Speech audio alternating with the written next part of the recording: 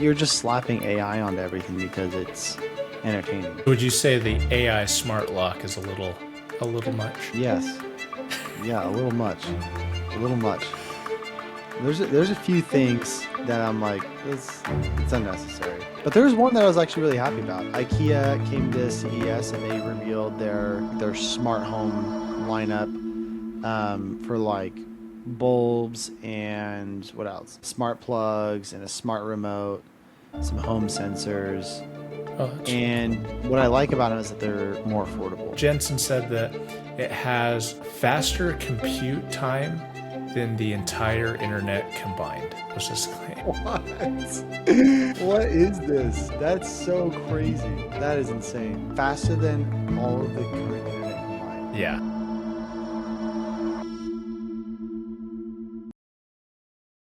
Good evening, everyone. This is the BedTech Show, and tonight we've got coverage about CES. So we're going to be talking about it. A lot of cool things have come up, and the things that I'm like super excited about. One of the things was NVIDIA's keynote speech that they had during that, and how I think they talked about three main things. One of them being updates to DLSS. So they've got DLSS 4.5. And for anyone that's like a super nerd like me, it's pretty cool if you've got a 50 series card because it allows you to have frame generation, but only when you need it. So you don't have to have it all the time, which I think is really cool. Tell me more about that because I don't know too much about that. Yeah, Frame so generation?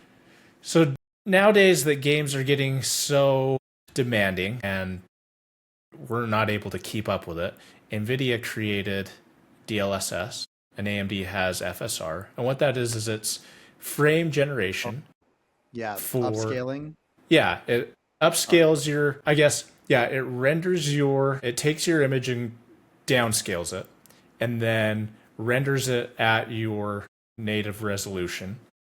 But it also adds in AI generated frames to compensate in between your frames. So in a game, if you were natively getting like maybe 30 frames per second, you could upscale it to get 120 frames per second. So it's kind of perceived frames. And for the most part, it works pretty well. You can tell sometimes where they are fake frames and there's some jittering and some weird things that happen. However, it's gotten better over the years. I'm not like a huge fan of it, but it's nice when you need it. And the great thing with this new update with 4.5 is it makes it look better.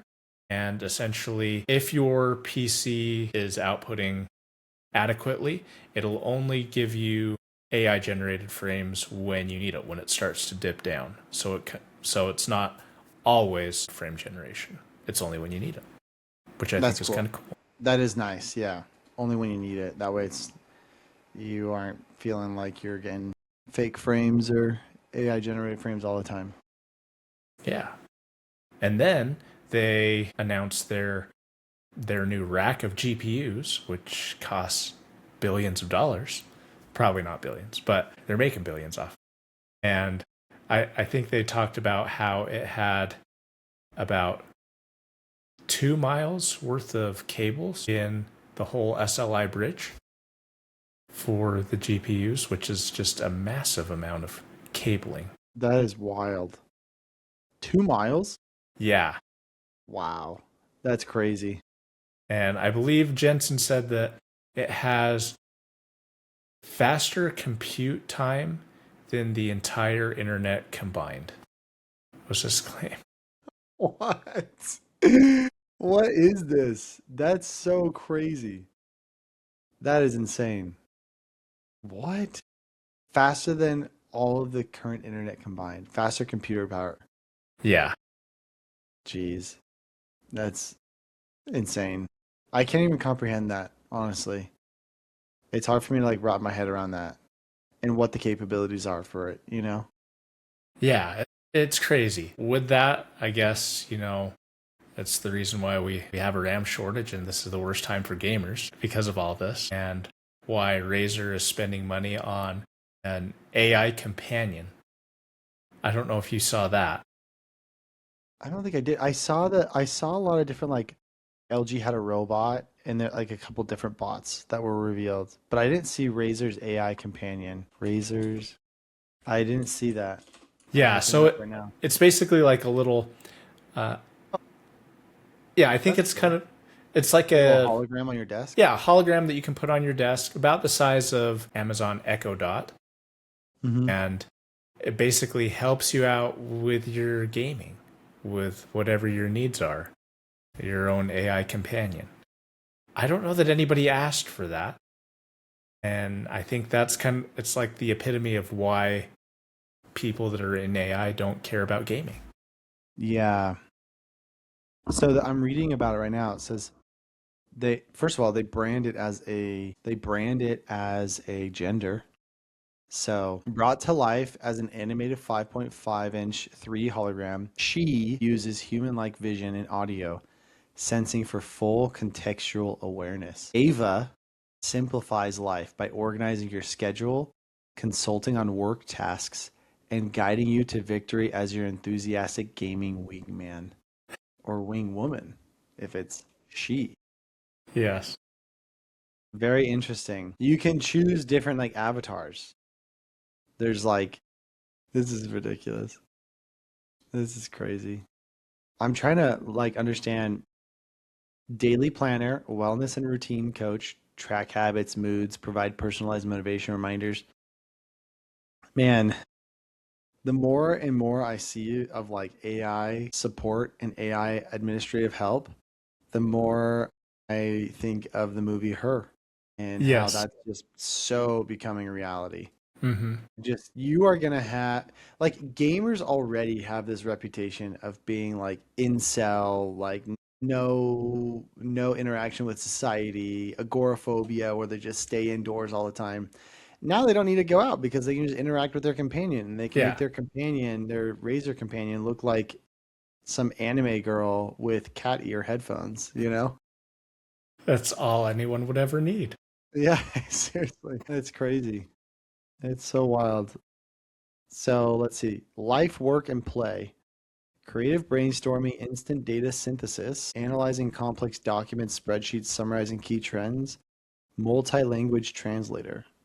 I mean, that's cool, but I don't think I'll ever need it. And then for playing, for gaming, real-time strategy advisor, solve puzzles and identify critical opponent vulnerabilities. Is this like Yeah. cheating almost? It AI pretty much quest is. companion. Access and relay complex in-game lore, item stats, and character backstories without pausing the action. So this connects to your game, I guess, or I what? guess it connects to your game and helps you get through it. That's so wild. It's kind of similar to what Sony just patented. I know they got a patent for an AI in their PlayStation that either helps you in game or completes the game for you. Gosh. So, because according to Sony, games are getting too hard for players, and so we need to make it easier. Rather That's so than dumb. just getting better, we they create an AI to make it easier. Terrible. Terrible. Sorry, I'm eating ice cream. For those watching, mint chocolate chip, Far's mint chocolate chip ice cream is the best. That's crazy. I can't believe that. Like, what's the point of gaming then if you're just gonna have I know. AI complete it? I want AI to do all the other stuff so I have more time to play all the games because I feel like there's Exactly. too many games.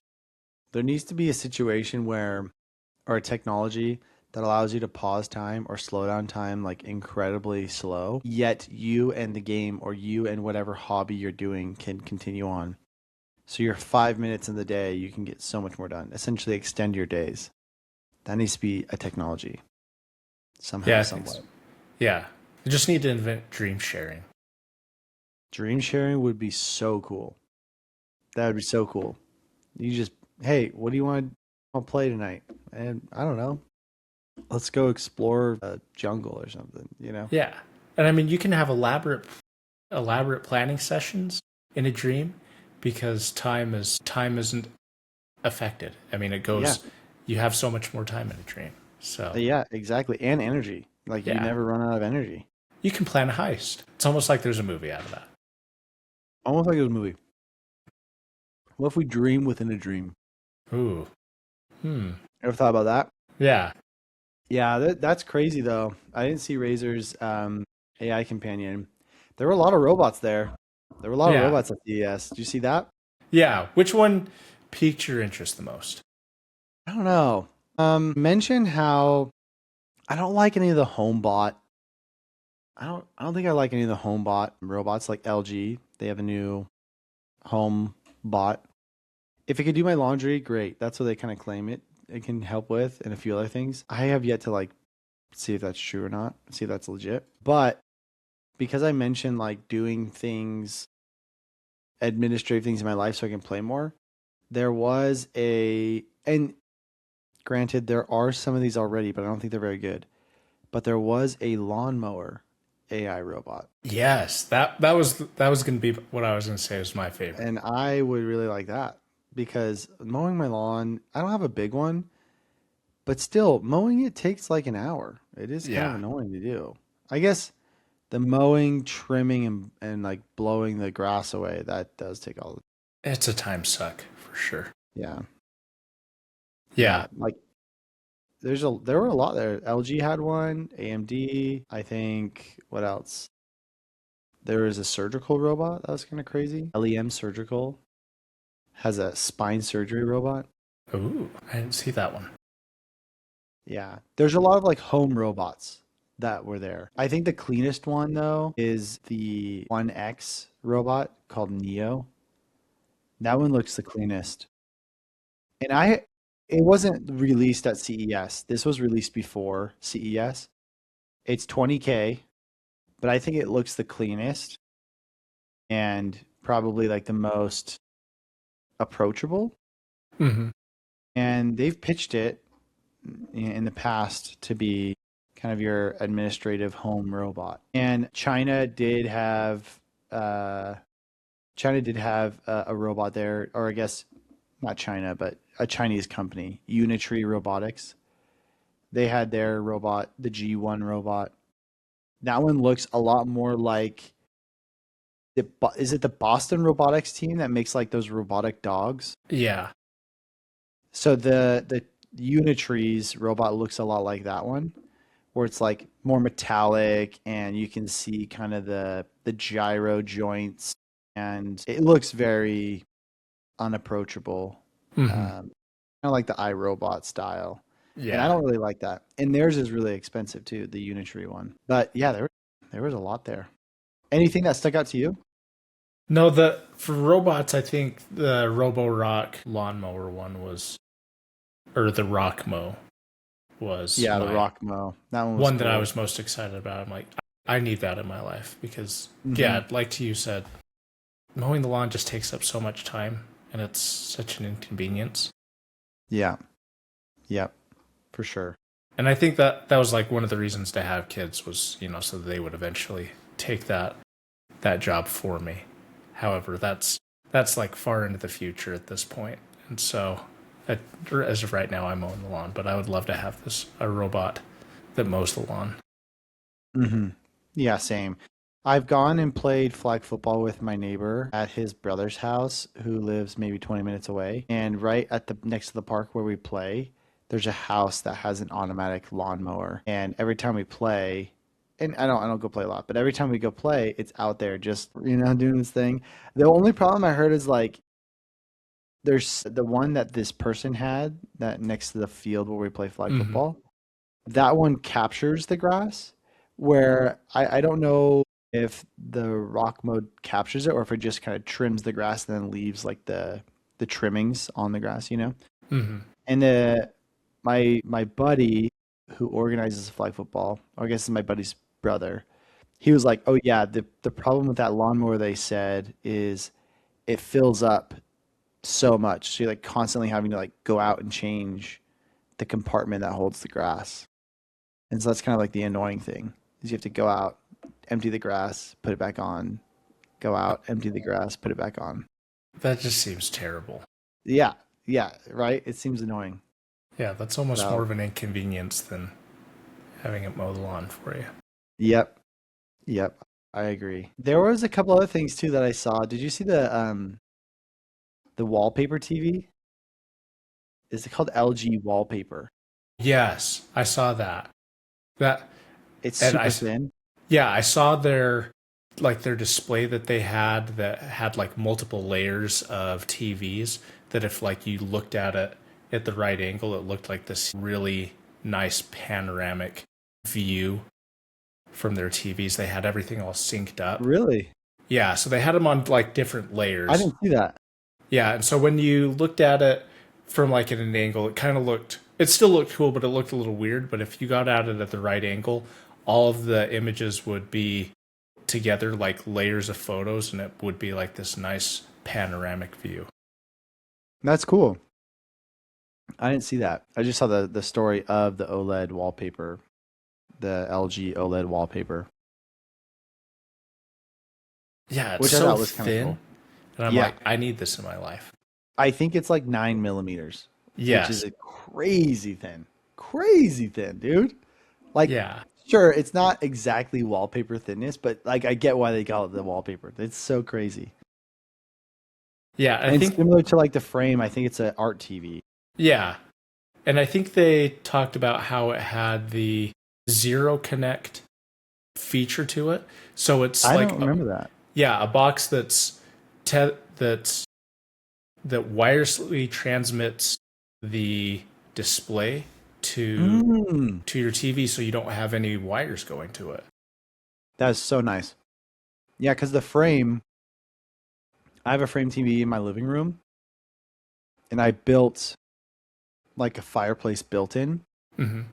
and I have the main box behind the TV. I had to build like a little shelf behind it, Hmm. and because that cord isn't very long, and so that Right. box has to be close by to the TV. That's really nice. I didn't know that it was wireless. Yeah, okay. Wireless control box to reduce cabling. The only cord you need to hide is the one for power. That's what it says.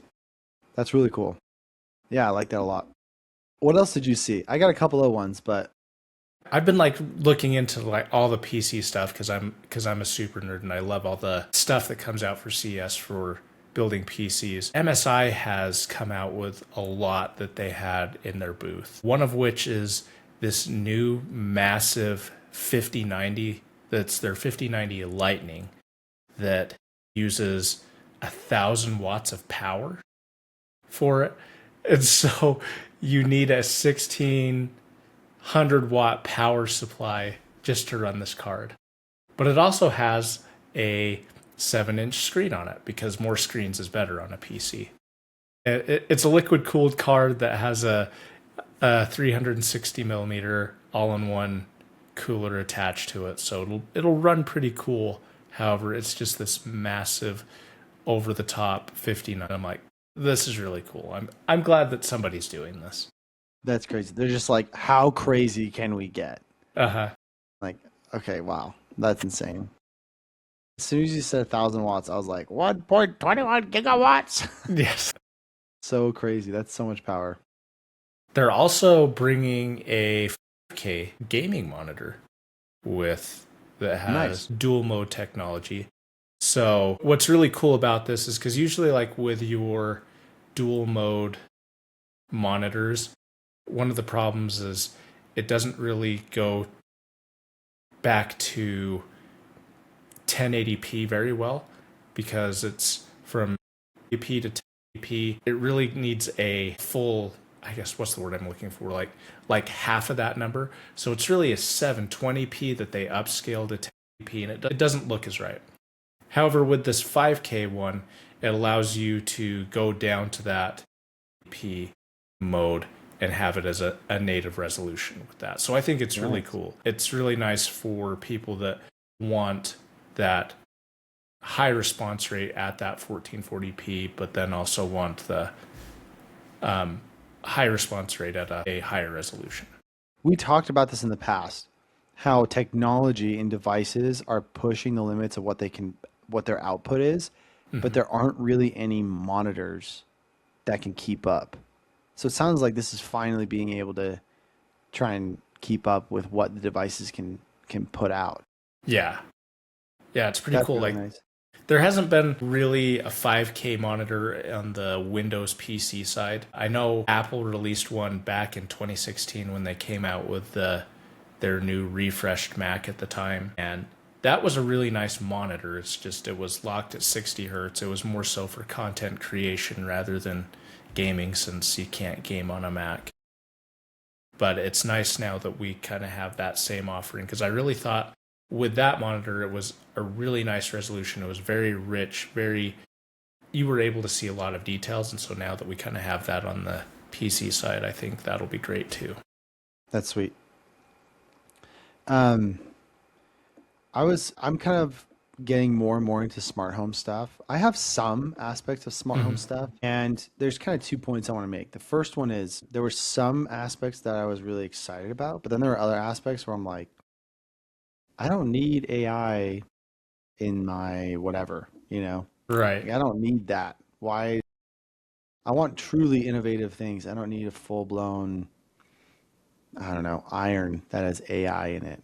It's like dumb stuff where in my head I'm thinking, you're just slapping AI onto everything because it's entertaining. So would you say the AI smart lock is a little much? Yes. Yeah, a little much. A little much.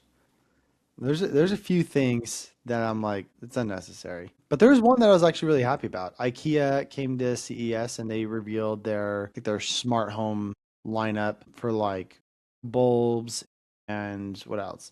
Smart plugs and a smart remote, some home sensors. That's really And cool. what I like about them is that they're more affordable. So you can buy some of the smart bulbs and stuff on Amazon, and they'll sync to your Amazon devices or your Google smart device, whatever it might be. But they're still more expensive than what I think IKEA is offering. And we're talking like single digit dollars for a smart bulb, which is kind of cool. Well, that's nice, because usually, like, for those, you're paying at least $25. Yeah, exactly. So $6 smart bulb, $8 smart plug, $6 smart remote. I don't know what the smart remote does. Um, but yeah, it's something that I would look at because in my head I'm like, oh, if I want to build out, a kid's room or even my office that I'm in, or maybe like the basement or whatever it is, right? I can Mhm. go and get smart features or smart home devices or accessories, I should say, for an affordable price. So that kind of stood out to me. Yeah, that is really cool. And another thing that I was going back to like PC stuff, Thermal Take had a really cool booth. They've got a couple of new cases that are going to be coming out this year. One of them is a his and hers type of case that allows you to put Yeah, that's two right. micro ATX motherboards in there. So basically, if you've got a couple that really loves gaming, you can put both of your PCs in that. Or if you need two PCs for your setup, one for gaming, one for streaming, you've got that option as well to have it all in one case, which I thought was really cool. That's sweet. trying to look at it right now. Yeah, that's cool. They had a couple of different releases at CES. I didn't really look at these guys. That's sweet. It looks good. Yeah, I think a lot of their cases look like exceptionally well. I think over the years, like they've gotten progressively better with their cases, but this year I think they've done exceptionally well with Hmm. what they've been able to come up with. Yeah, that dual case is kind of interesting. How it's stacked like that, and it's like his, hers. Hmm. That's kind of cool. Looking at it right now. But yeah, their cases are pretty sick. Dual PC setups. Yeah, I should look into their cases more. It's really sweet. I was looking also too. It looks like they did some sim racing cases as well, But yeah, they which came is up with kind of fun. they have a good sim racing lineup. I know we have a Yeah. couple of friends that are into sim racing, and Hmm. so I think a lot of their gear would be really cool. I wish I could Yeah. afford their gear. Same. Same. This one, the GR700 Racing Simulator cockpit, looks pretty cool. Looks pretty gnarly, to be honest. Yeah, thermal take. That's great. Good call out. One big one that I wanted to ask you about, we kind of chatted about this briefly in our friends group chat. What are your thoughts on Lego Smart Play and the Smart Brick? I know there's more to it than just the Smart Brick. I only thought it was just a Smart Brick, but looking into it, there's more to it. But what are your overall thoughts? I'm kind of conflicted. I think it's cool that Lego is trying to do something to be innovative. I I Fair. think I think that shows real growth in the company, that they're willing to do something that is innovative and outside of the mold. However, I don't know that I agree with this product and what it can do. Because from what I understand of it, is it allows you to place it into something. It can create like sounds and help your experience as you're playing with it. I remember being a child playing with Lego. I would make all the sounds myself, and that was like the joys of playing with Playing Lego with Lego. as a kid. And now Yeah. that it's got that, it's going to take away that core memory in a lot of kids. I don't know that that's the right move.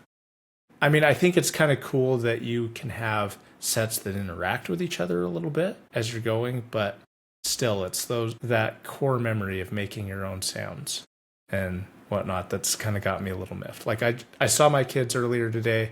They were playing with a couple of sets together. They were making sounds and just having a blast with it. And I'm like, that's the best. What are your Yeah. thoughts? No, I'm with you. I think you make a fair point about like the innovation aspect. I don't know if I'm a fan of it. I think it's a part of me is kind of like Lego's trying to stay, I don't want to say relevant because everyone that I know who grew up with Legos still loves Legos, and Legos, they make a ton of money. People drop a lot of big money. So relevant may not be the word, but I think maybe it's aligned with your point of innovation. And I think maybe they're trying to be the front runner in block toys and block building. And I think it's almost like it's forced, or they're trying to capitalize on smart features, smart technology, AI, this whole bubble around that. And so in my opinion, I do feel as though the smart brick, the smart tags, there's some fun aspects to it, like the interactive piece where you can make different toys interactive. But I also agree it takes away some of the creativity from people who play with Legos. And for me, that is a little distasteful. And I'm not saying like I'm disappointed or frustrated or annoyed that they made it. I just think in my head, eh, I feel as though it's kind of a cash grab, a little tacky. Yeah. They're overhyping it to make it seem like it's really cool, but at the end of the day, it's just making noise that I will do on my own, you know? Yeah. I and most of the feedback that I've seen on online has been on the negative side as opposed to the positive. Most of it has been, so kids just aren't going to make noises now, or I've been doing this with my mouth for years, or stuff like that, where it's like, isn't this the point of Lego to make noises and interact with them on your own and be creative Hmm. on your own? But now it does it for you in a limited aspect. So I personally, I think this will not last. I think this will be a product that is on the hype of AI, and then after a few years, it's going to die. I don't think it will continue to develop. And I think true Lego fans, they don't want smart bricks. They just want new sets of themes and builds that they've been asking for. That's what they want. Yeah. Do you think that, because I agree with your stance on that, I don't think this is going to last. Do you think this is kind of like a gateway into a more iterative innovation that they might do down the line? Like, say this is like so far to the right of something that they would do, but now that they've got this, now they're going to bring it kind of somewhere in the middle of a product that they could do. It's a valid question. I don't know. I don't maybe, but I personally think they're gonna. deploy this and sell it to the market and it's not going to succeed, or at least it will not hit their expectations. And as a result, I don't think they'll continue to pursue smart AI innovation. I think they will pivot and realize the market for Legos, the buyers and consumers for Legos, they just want more creative sets and more creativity coming from Lego on how to build sets. For example, some of the Lego pieces that they created for innovation, like I'm trying to think of some, but they're not just brick pieces. They're unique, but they're still Lego. Mm-hmm. Even just like the Lego minifig, that itself, when it came out, was like, oh, this is really cool. It still has the Lego aspect, but they were able to make humanoids, minifigures with Lego. And I think Lego will realize that's what the consumers want. They don't need lights and sounds and smart bricks. So personally, I don't think that'll happen. That might, though. I could be completely wrong and off base. And they might just say, where's the money? And the money's in smart features. Let's do that. What are your thoughts? Do you think they'll kind of snap back and come to the middle from an innovation standpoint? I think they're going to. I don't know what they would do, though, because Yeah. I don't know anybody that wants smart features with their Lego.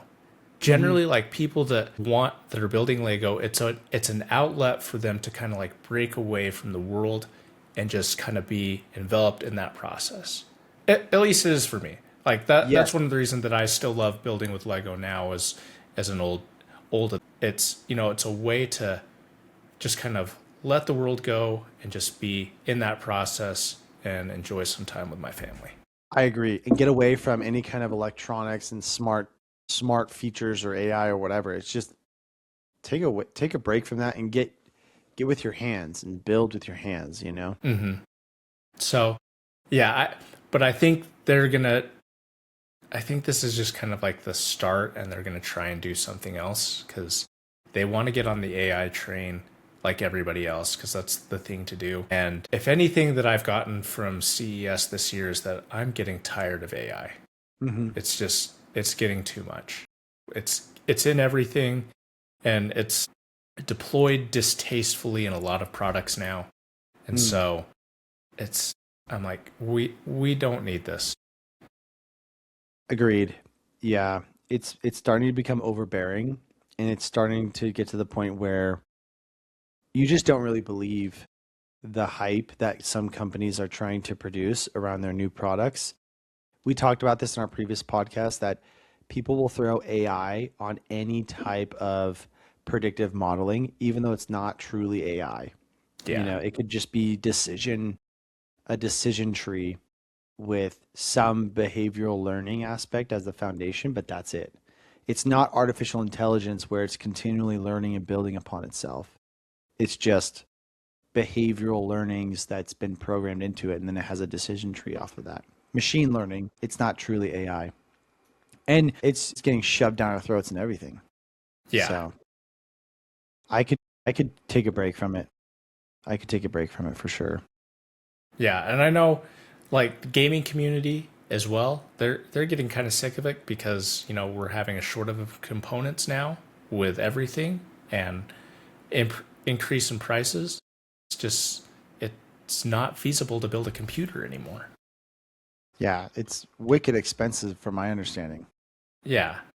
And now we've got Xbox and PlayStation who are saying that they're going to be delaying their next gen consoles due to shortages of components, which I didn't know that. I think is fine, because I don't know that we need another generation of consoles yet. I feel like we haven't really taken advantage of this generation for consoles.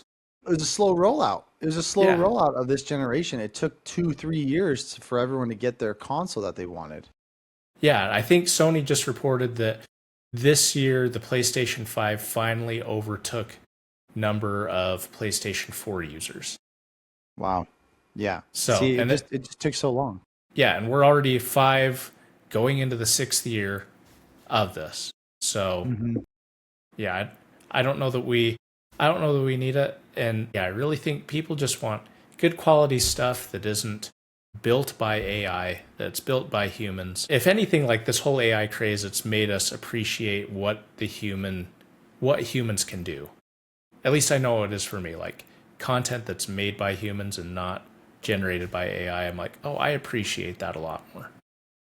Yeah, there's a time and a place, I think, to leverage AI, whether it's large language models or image generation or anything else. There's a time and a place for sure. But then at the same time, I think people are trying to use it in every aspect of their life. And it's just not at that level yet to replace everything. Humans and what humans can create, they can create at such a deeper level, multi-layered creation instead of just shallow, simple, creative results, right?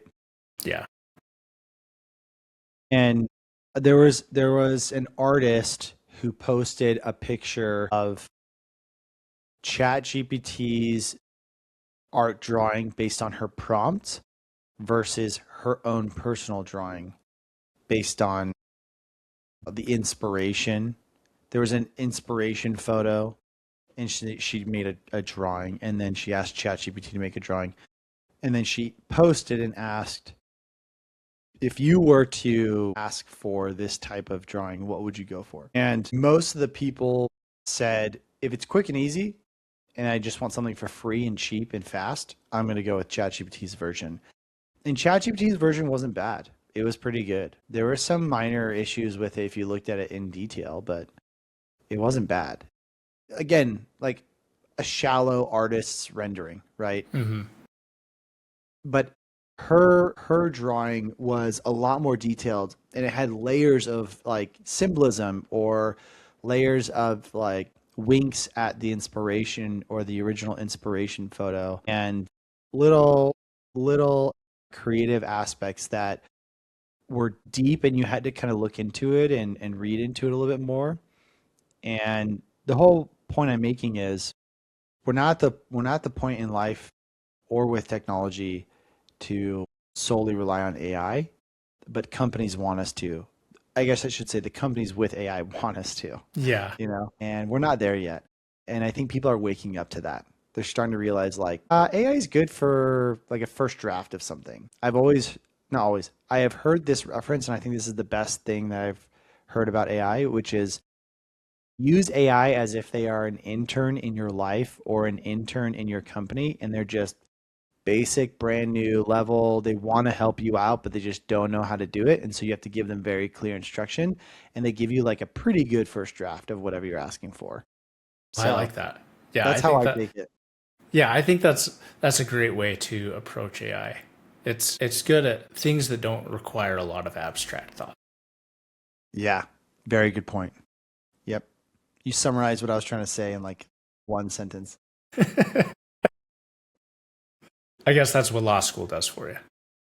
See, AI, I don't know if AI could take all of what I said and maybe do that. Maybe it could, but you did it really quick and really fast and summarized what I wanted. You're irreplaceable, Ethan. That's what I'm trying to say. AI Thanks. will never replace you. I appreciate that. And back at you. So is there anything else that really caught your eye for CES that we should let the fans know about? I'm trying to think if there was. I think we touched on a lot of the things that, I wanted to highlight. I think there's probably other things that I'm just forgetting. But for the most part, no. I think I'm good. I think this was a good discussion. Yeah, I think so too. Yeah, there was a lot that came out this year and a lot of really cool things. So we encourage you to let us know what your favorite thing was. Maybe we didn't talk about it, and maybe we can further discussion if we get a lot of chatter about it. Happy to talk about it. So give us a thumbs up if you liked our episode. We really appreciate that. If you didn't like it, that other button seems to work all right as well. Make sure you send this to somebody you dislike. As always, ringling that dingling button so you never miss out on any content as is posted on the channel. Until next time, stay classy and have a great evening. Peace.